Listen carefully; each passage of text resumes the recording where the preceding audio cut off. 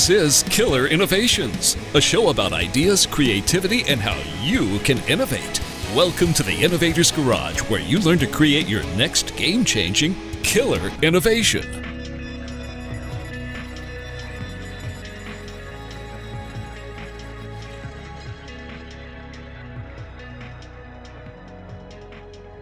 Hello, everybody, and welcome to the Innovators Podcast. This is Bob O'Donnell, not really filling in for Phil McKinney, but actually getting to host, to talk to Phil McKinney, who, of course, is the regular host of the program. Hey, Phil, how are you, by the way? Hey, Bob, this is a little bit of a weird feeling for me in the fact that I'm the guest on my show. Yeah, but you know what? It's all a good thing. So for those of you who are regular listeners to the program, and Phil's been doing this forever, you may have heard I've been on a couple times. Phil's had me on, and Phil and I have a history. We have an interesting history. We actually grew up in the same town in little Glenwood, Illinois, a suburb of Chicago, 187th in Halsted in my case, 185th in Halsted in Phil's case. And we played in the school band together. Yes, we're band geeks. Yeah, okay. It's just, you know No. I have to always remind people, I was first chair baritone. Oh, you were second chair trombone. No, that was it. There was a brief period when Bob Caruso was ahead of me, our friend Bob Caruso. But anyway, no, the reality is, yes, we've known each other a long time. But the funny story, just because we got to get this out of the way, is we hadn't seen each other in a long time, and we were, Phil at the time was CTO of HP, now HP Inc., and I was an analyst. I am still an analyst, but I was an analyst working for IDC, a big market research firm. And we were at an event sitting outside, and it was a little chilly, and there were heat lamps, and Phil said something like, "Oh, no big deal. I grew up in Chicago. I'm used to it." I said, "Oh, really? Where?" And he's like 185th in Halsted. I said, What? It's like one of those moments in life you're like, you've got to be kidding me. Like, I grew up at 187th in Halsted, and then we started chatting. We're like, oh, my God. We knew each other growing up and in junior high. Now, to be fair, Phil is way, way older. 1 year. 1 year. 1 year, dude. 1 year. 1 year. But anyway... But it's made for great stories and great laughs. Obviously, it's tremendously fun to see that we would both end up, following very different paths, but in somewhat similar kind of situations. So just a little bit on me. I actually had my own call-in radio talk show in the San Francisco Bay Area on an ABC affiliate called KSFO. Originally was called O'Donnell on Computers, and then became O'Donnell on Technology. And it was on for over 10 years, which is in the world of radio is a lifetime. But clearly, Phil has me beat once again because his podcast, now how long has it been running, Phil? 16 years? We just finished year 15. We're starting season 16. Now, see, the issue is I started before Phil. See, I started in 1997, but I took a break. So I ran 97 to 2007. So had I been still going, it would have been like 25 years for me. But that's okay. It's all good. Hey, look, all teasing aside, Phil's been doing this a long time. So let's talk about that. Let's talk a little bit about the history of the podcast, what you've done. How did it get started? What'd you do? What was the motivation? Well, back in 2000, started, late 2004. I was at HP at the time, and but I had just had a conversation with my mentor, Bob Davis, who hired me out of college and really put a lot of effort into my career. And I went to 3 companies with him, and he and I actually came to the Valley the first time in the early 80s together. And I asked Bob, how do I pay him back?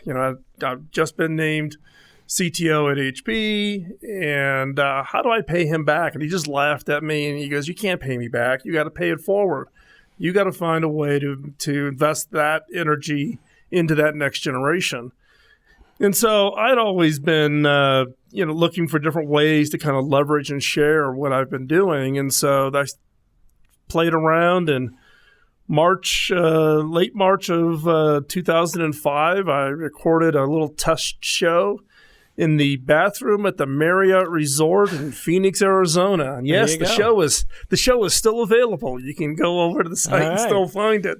But that was kind of a test, and then boom, it just, in the early days of podcasting, it just took off like a rocket. That's great. So, and what specifically did you cover? What was the idea for what you wanted to talk about? Obviously, you had a lot of experience in tech, and obviously innovation is a part of, just about everybody's job to a certain degree. But what in particular kind of drove you in the content direction that you decided to take? Well, for me, it was really all about innovation. Everybody thinks of me as being a tech guy because of, HP and laptops and desktops and workstations and printers and whatever. But my background covers everything from, early part of my career was in wireless and mobile. So the early days of AMP Cellular, the United States in the late 80s, and all the way through to, point to multi-point, fixed wireless, satellite work, down to computer technologies. So for me, it's less about tech as it is more about innovation. And really, it's about giving people an inside look into how do you identify ideas that have potential, and then what do you do, and how do you take those ideas and turn them into really knockout, breakout kinds of products and services. It doesn't matter whether you're running a restaurant or you're running, a lawn care service, or you are, running a large multinational company providing auto insurance. The listeners to the show cover such a wide range of size and industries.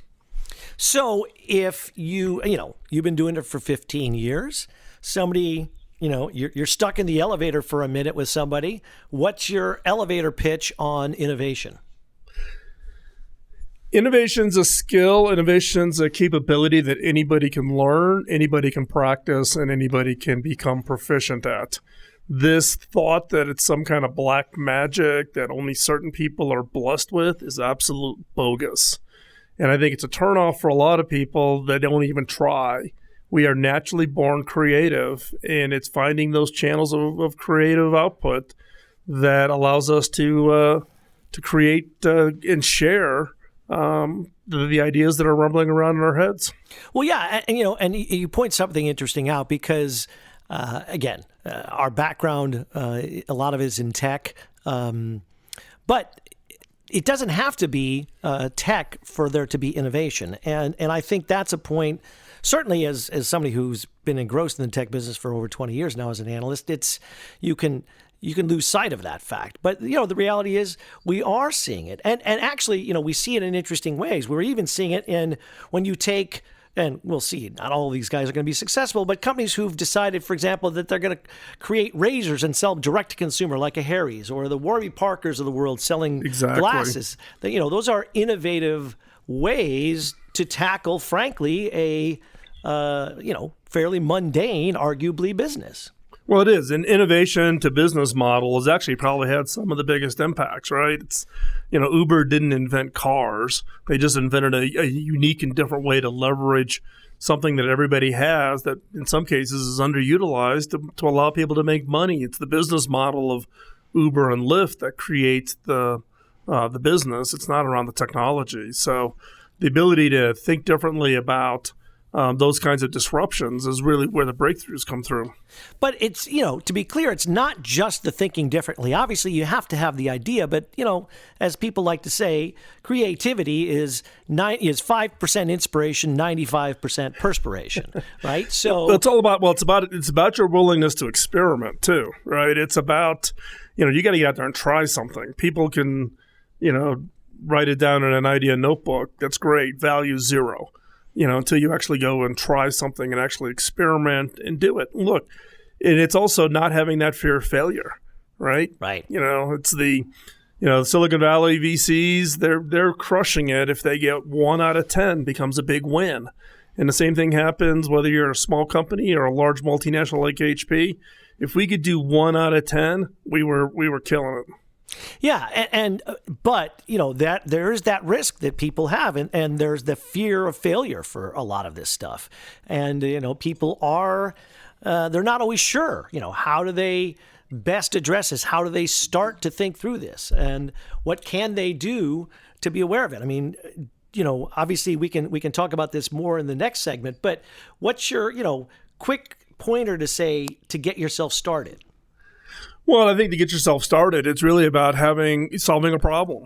What problem are you having, or what problem do your customers have? And that tends to be, in some cases, a great starting point of where you get started. And if it's something that you think you can solve and think that you've got a unique perspective for, then it's your willingness to step out and try something. Try to do it in such a way that you can validate that the idea is meaningful and that you can actually fix the problem. So it isn't waiting back till some light bulb goes off. Find a problem that you can solve today. Sounds great. Well, look, that's something we're going to discuss in just a bit. But in the meantime, we're going to take a quick break. Stick around. We'll be back. This is the Killer Innovations Podcast. Coming up soon.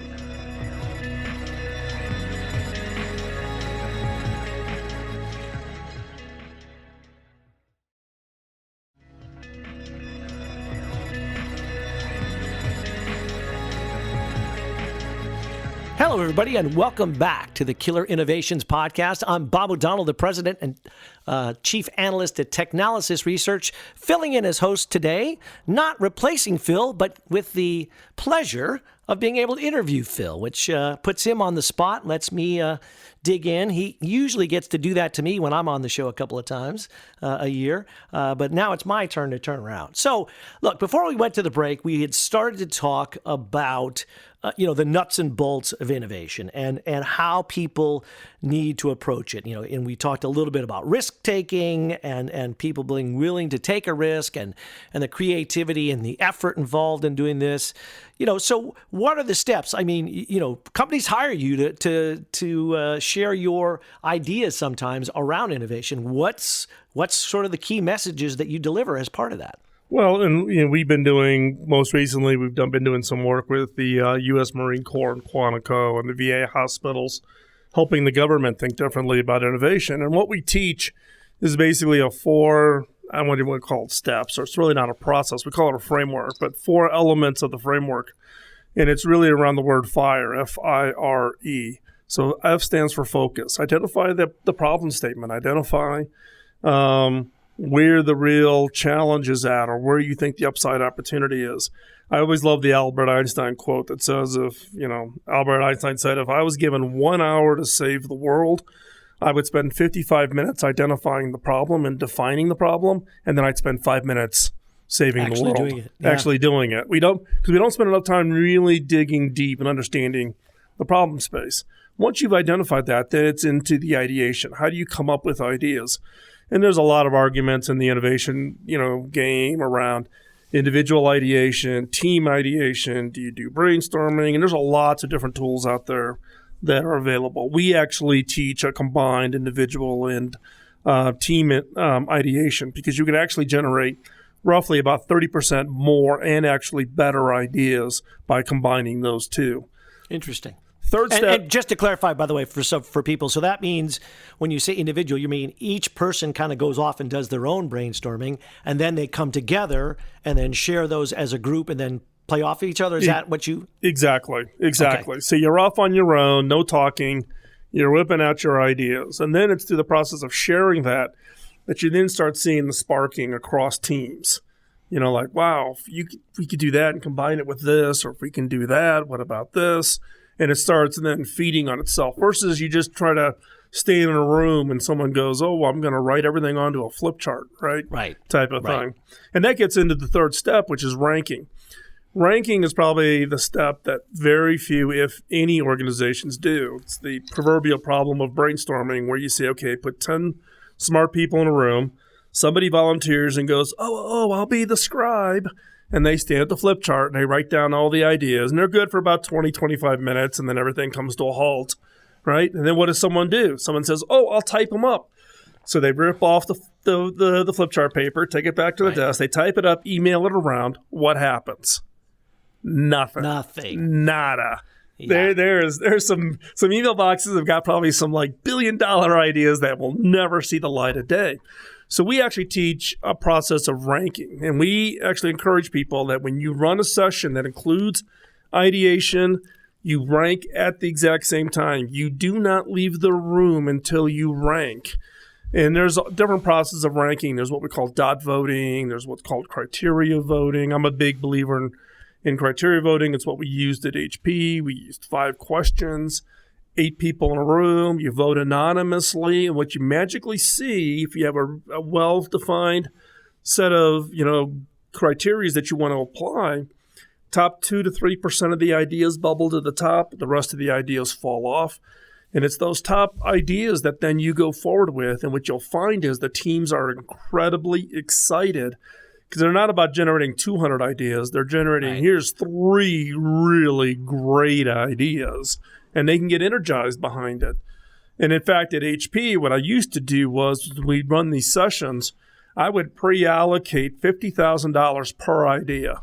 So when the team got done and they had the top 3 ideas, each team got $50,000 to take that idea forward, to start working on it. So you put your money where your mouth is as a leader. It isn't just sitting around saying, come up with some ideas and then we'll think about funding it. Right. You as a team, I'm challenging you to come up with your best idea, and your best ideas we're going to fund, so they better be good. Right. Right. Yeah, It actually puts a different level of pressure on them. Yeah, absolutely. And then the last one is E is execution. And the mantra that I constantly repeat is ideas without execution is a hobby. And I'm not in the hobby business. Right. Right. I'm into making it real. And so there's a whole different kinds of different approaches that you can use to execute. But it's real simple. Focus, ideation, ranking, and execution. That's great. So on the ranking part of it, and actually, frankly, for all the steps, what kind of time frames do you recommend, right? Because I think we've all been in sessions where, you do an ideation types of things, regardless of the type of business you're in.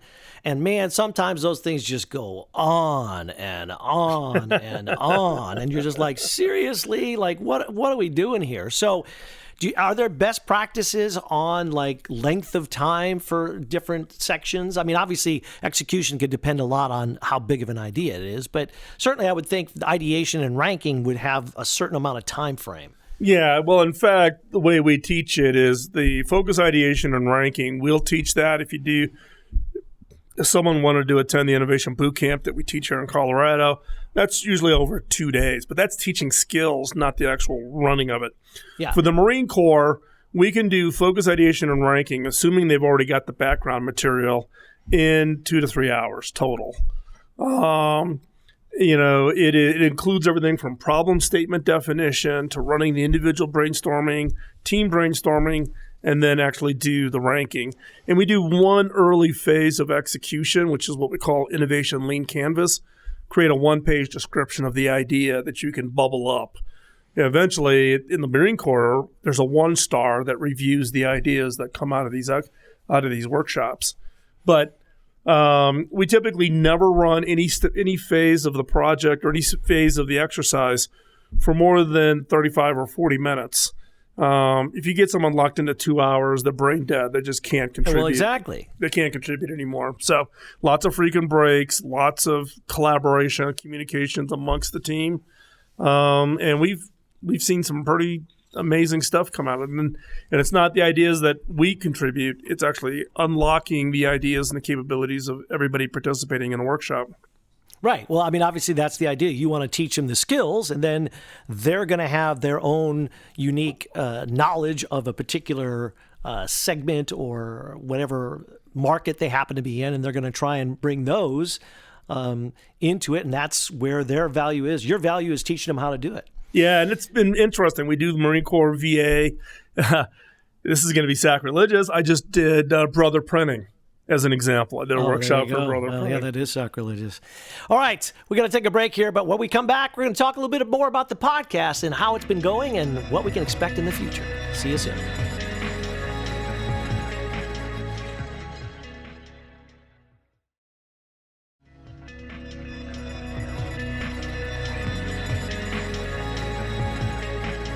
Hello, everybody, and welcome back to the Killer Innovations Podcast. I'm Bob O'Donnell, the President and Chief Analyst at Technalysis Research, and filling in as the host today and taking advantage of the opportunity of making your normal host, Mr. Phil McKinney, the guest. So Phil and I are chatting on a whole variety of things, and we thought we'd spend a little bit of time talking about the podcast. It's a meta. It's a podcast talking about the podcast. So we talked a little bit at the beginning about, what led you to do this and what led you to focus on innovation. But you've been doing it a long time, as we talked about. So obviously you got to have some good stories, right? What are some of your most favorite stories from guests or topics that you've covered? Well, I think, there are some great, topics, some phenomenal guests. I've had. Thank you. I appreciate that. Oh, sorry. You meant other people. Sorry. You and Tim and, and all the gang from the Valley, right? But I've had Peter Guber, who's one of the co-owners of the Golden State Warriors. Peter and I had met. We were on the stage speaking at a common event someplace. And then he called me up and interviewed me, and I'm in one of his books. And then we got to become friends. And then he bought the Warriors after that. And then, Bob Metcalf, the founder of 3Com. Oh, yes. I knew him way, way, way back in the early days of the 3Com days, and so we got reconnected. But probably some of the more interesting is the early days of podcasting, where some of the companies that were trying to get into the space that turned into completely different companies. So, for instance, back then there was all these what they called podcatching applications and websites. So this is before. Remember, I started podcasting in 2005, so that was before iTunes. Oh my God! And so you had all these podcatching apps, right? So that's how you got your podcast down onto your iPod or some early phones that could do that, those kinds of things. And one of those companies was called Odeo, and I was like, Odeo reached out to me when they were first conceiving of the product to give them some feedback. So I gave them some feedback. I was an alpha customer. I actually worked with them pretty closely on their app, etc. Now the question is what company did Odeo become? I don't know. Twitter. Wow. That's pretty wild.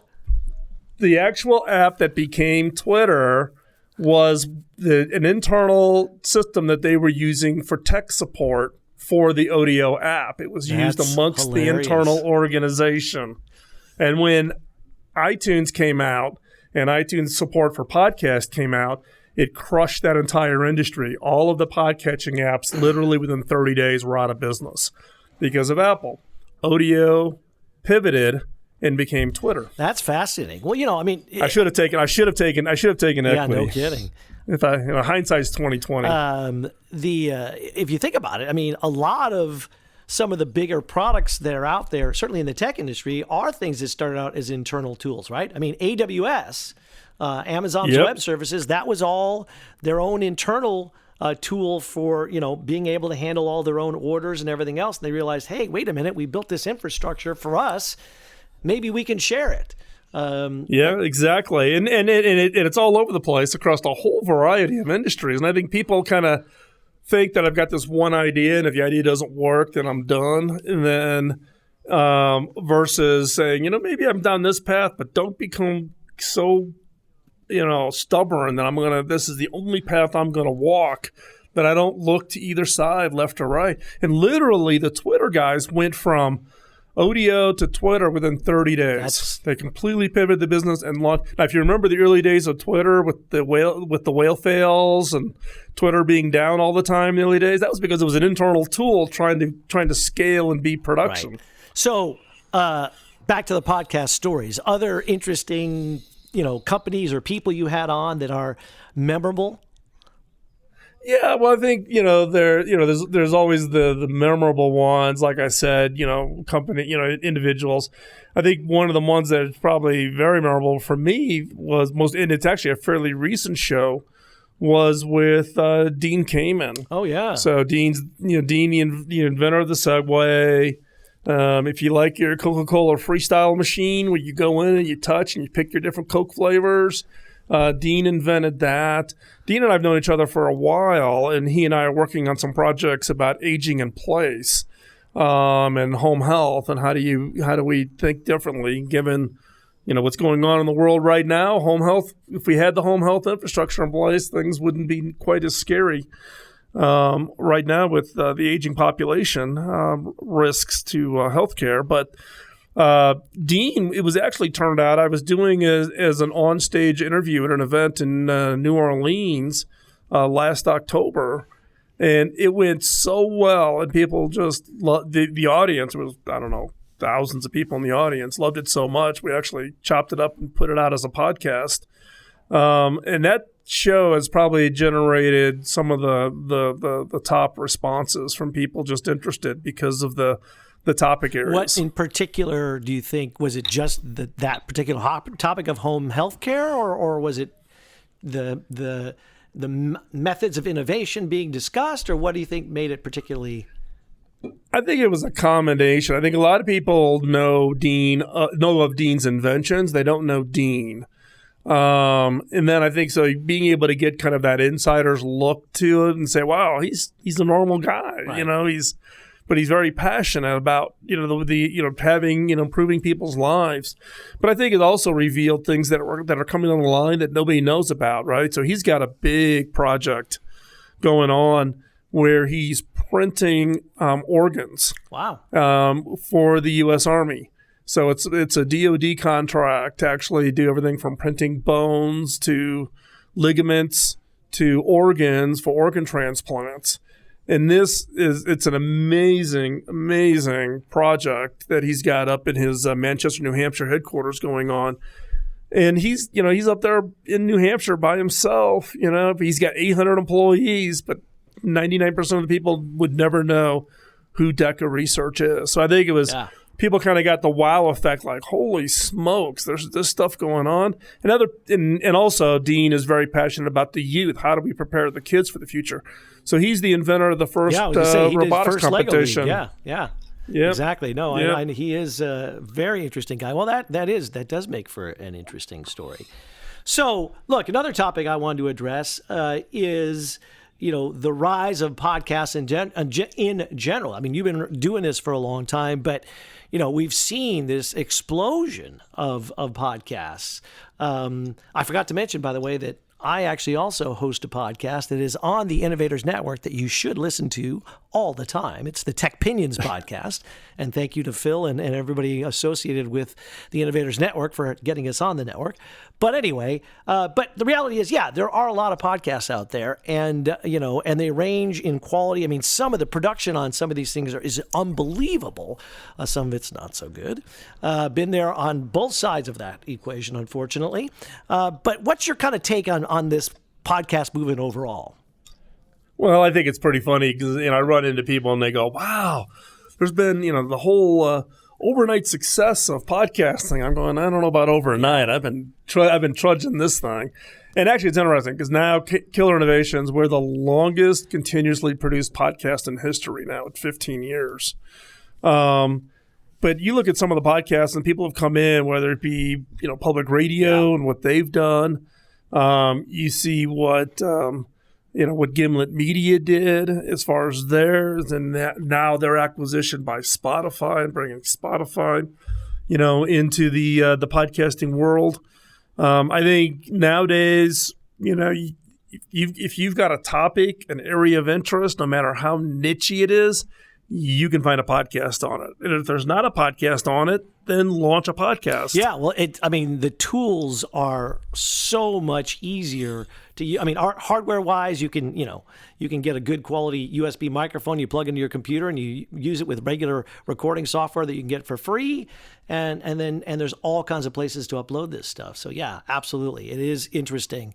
And as an old school radio guy, it's a blast for me because I'm like, I get to be like I'm on the radio again. And there's something to be said for just the spoken word and the ability to communicate certain ideas. It's. Well, I think it plays so well now with also the integrations in automobiles. Yes. With things like Android Auto and Apple Auto, it just makes it universal. Yeah, no, absolutely true. All right, we're going to take another break here, but we will be back talking more innovation with Phil McKinney here on the Killer Innovation Podcast.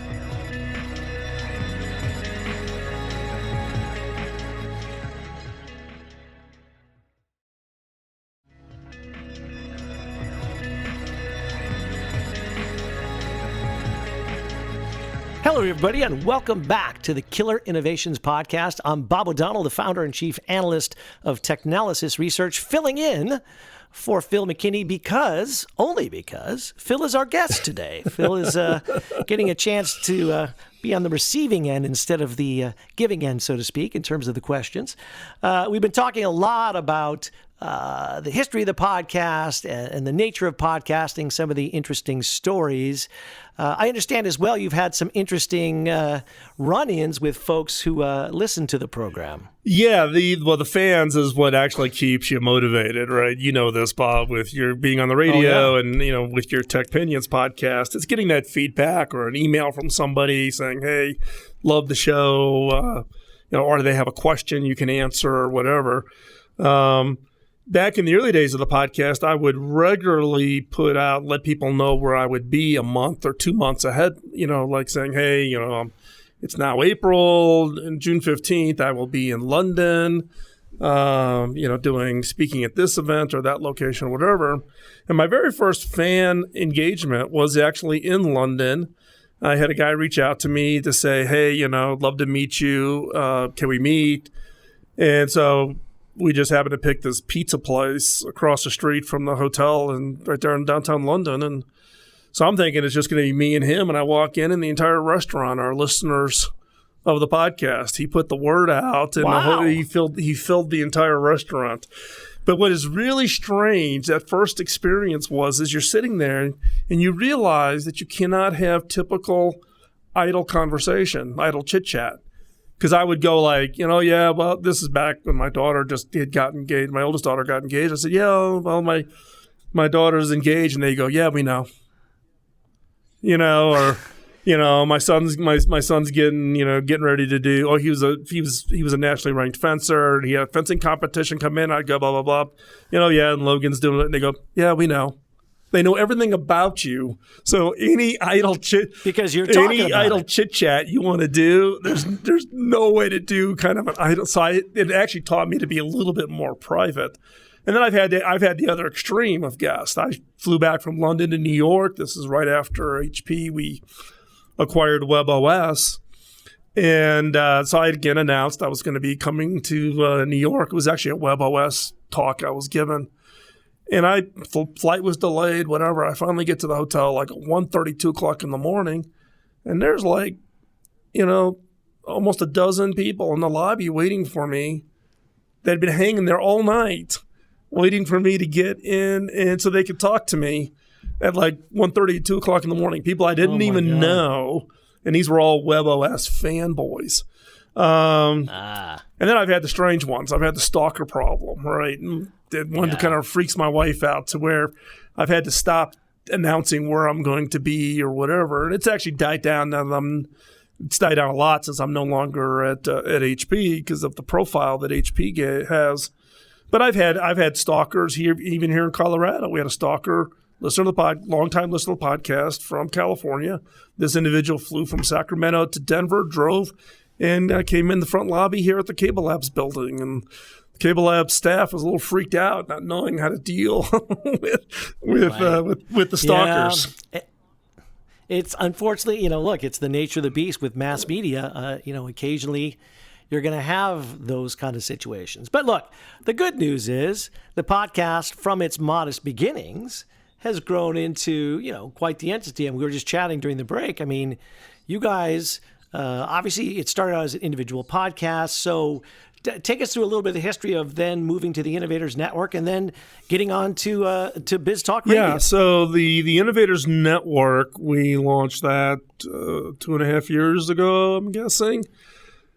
And the network is a combination of two things. One is that it's a host distributor for innovation podcasts, so such as yours and Tim and Ben's show, TechPinions, which we host and distribute for you.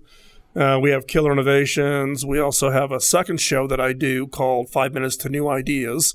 That's a relatively new show, but it's a short format version. You can listen to it really, really quickly. So that's 5 Minutes to New Ideas. And then we have Kim McNicholas on innovation. So Kim being a former journalist at Forbes. She used to do a lot of with Forbes video, and people in the Valley know Kim really well. So we also host her show, which tends to focus more on medical tech innovation, is where Kim's efforts are at right now. So, we started that, again, two and a half years ago, primarily because we saw a lot of shows having a hard time getting any attention. Really good shows. So we wanted to create a framework and a platform that allowed up-and-comer podcasters to get onto a platform that gets them distributed on iHeart, gets them on Spotify, gets promoted off of the following we have on Killer Innovations, to look to see if we can't partner up with them and drive it that way. And then July, a couple of years ago, we got asked to syndicate the show on BizTalk Radio, and we're now on 62, 63 radio stations now in the United States. That's fantastic. And my understanding is you're not obviously, I mean, the beauty of podcast, pardon me, is that, people can listen to it anywhere in the world, but and which is fantastic. But Biz Radio is around the world in certain places as well. Yes, it is. They stream, and they have the over-the-top offerings and all of that. And for Killer Innovations today, natively, not counting the BizTalk distribution, 55% of our traffic or listener base is in the U.S. The rest is around the world. You can think of it as all the, at least the top ones are the English-speaking, Canada, UK, Ireland, Australia, New Zealand. But then the next two is China and India. Are the top downloaded countries.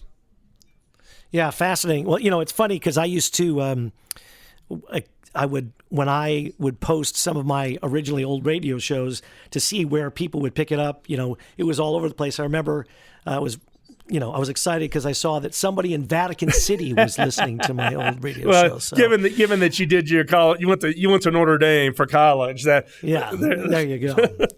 Anyway, well, hey, Phil, it's been a real pleasure. I really appreciate the opportunity to come on the show and chat with you. Two old Glenwood boys coming back together. Yep. Obviously, I wish you continued success with the program and look forward to having the chance to come back on as a guest. But any final thoughts for everybody as we head our way out? No, again, I'm just so thankful for the support from the fan base for 15 years, and we're now starting 16. We got a lot of great new shows coming up, so you want to subscribe and listen. All right, sounds good. Well, time to tune out. Once again, I'm Bob O'Donnell, filling in for Phil McKinney here on the Killer Innovation Podcast.